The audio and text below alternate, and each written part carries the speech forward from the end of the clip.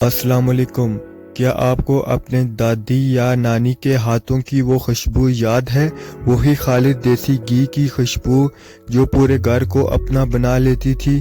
یہ صرف گھی نہیں، یہ محبت ہے، یہ پرانی یادیں ہیں، یہ وہ طریقہ ہے جو ایشینٹ زمانے سے نسل در نسل چلتا آ رہا ہے۔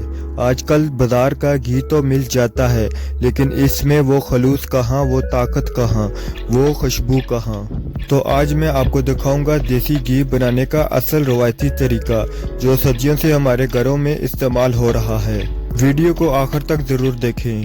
چلتے ہیں اپنی ویڈیو کی طرف۔ اس سے پہلے ہم ملائی لیں گے۔ میرے پاس تقریباً 1.5 کلو ملائی موجود ہے۔ ابھی ہم اپنی ملائی کو اچھے سے پھیٹیں گے تاکہ چھاچھ اور مکھن علیحدہ ہو جائے۔ تب تک ہم پھیٹیں گے جب تک ہمارا مکھن اور چھاچھ علیحدہ نہ ہو جائے۔ میں اس کو جلدی سے جوسر مشین میں ڈال کر پھینٹ لیتا ہوں۔ کمنٹ میں اپنا فیڈ بیک ضرور دیا کریں۔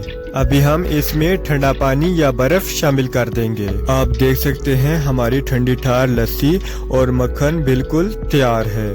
آپ مکھن کو لسی میں سے چھاننی کی مدد یا ہاتھ سے بھی نچوڑ سکتے ہیں۔ ہمارا مکھن اور لسی بالکل تیار ہے۔ ابھی ہم اپنے مکھن کو ہلکی آنچ پر پکائیں گے جب تک یہ گھی نہ بن جائے۔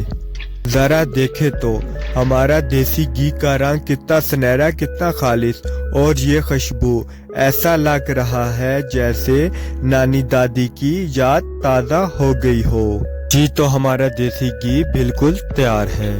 کچن سے لے کر صحن تک ہر طرف ایک ہی مہک خالص دیسی گھی کی۔ ہمارا دیسی گھی اوپر آ چکا ہے۔ ابھی ہم اس کو چھان کر کسی بوتل میں ڈال دیں گے۔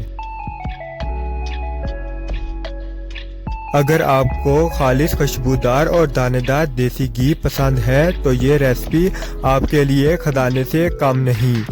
ایک سبسکرائب سے آپ کو ایسی ہی روایتی اور خالص ریسپیز ملتی رہیں گی۔ ابھی چینل سبسکرائب کریں اور گھر میں اصل دیسی ذائقہ واپس لے کر آئیں۔